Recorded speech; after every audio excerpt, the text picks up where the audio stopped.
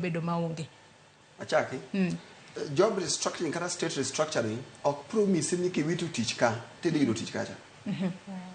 Mana werigo wach mar ni sirkal owacho ni koro wadwa maj REA gi Kenya Power, koro joma ni REA dhi yudo tich Kenya Power. Mano to onge completely. Nikech kwa wache saa ni yudo ka roles ema bedo duplicated wacho ni okay. Ne wan gi human resource achiel manie REA to human resource department manie Kenya Power ok onya bedo dire. Mangiso the moment ma sirkal ochako restructuring to nitiere joma dhi yudo tich. Now economics ok di measure ni jok mowito tich ka koro contribution gi economy koro the economy koro collapse mana kaka ngiyega ing'iyo ni pesa di mwasir king'iyo from that angle tidhi yudo ka pesa mora mo mano pesa mobedo saved kalore kod salary mane chulogi to parni jogi donge ni chulogi salary to salary ngine dong be ni ng'ado usuru ma kendo no dok kuom sirkal koso ok ng'iye kamano mano koro wuoyo ka joparo ke un gi TV ariyo ti maja achiel human resource ni keto kocha stima me ni kani en achiel king'iyo the restructuring cost ma implication dok piny kabisa. Osatime bangi banks mang'eny ni Britam notime, KCB notime, Barclays machon masane luongo ni notime. Kore Abusa notime. Samora ma staff rationalization notimorega. Timiyo employees opportunity mondo giwe ang'owa. Giwe tich voluntarily. Shida mani sirkal na chiel.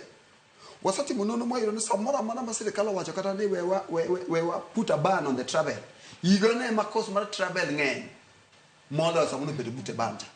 Wasati munono moyo ni samora ma yido ka sirkal wacho niya we watimi minongo ne wa put a freeze kata wawache ni sirkal ok ndiki ji gane ditima ni nono ni iga mora ma sirkal wacho ok ndiki ji kingiyo state ndalo mano tim retrenchment nen telecom no tim retrenchment kato duo ndi niche watimo gine discussion moro USIU yudo ka weche mag class yudo ka samora mo tim retrenchment sirkal diki peny machaka ndiki ji problem mane Kenya ka en gima kesongo luongo ni complacency.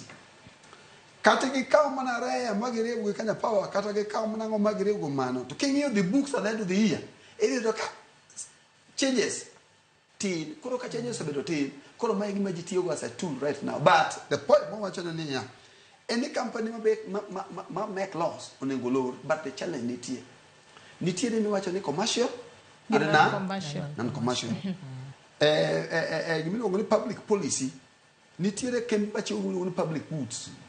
Mangiso ni kata Kenya Power bed ni make a loss. To en Kenya Power kende. To nyakutie tie. Kata bed mo Kenya Power koro sani run at a loss of negative kia ngowa.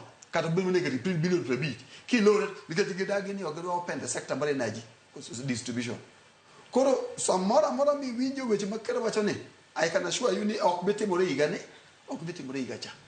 And ki wuok at this some state privatization commission report manuchiwo gik mene ne wacho gi ne waso wiga bich mokalo koro does not make change mana koro a challenge ma sirkal ngo but the agenda the objective policy gi standards to bear.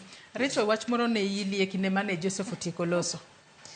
Yeah, Joseph wacho gimoro ma I'd also picked, wacho about lack of budget and also reason gimomiyo gigi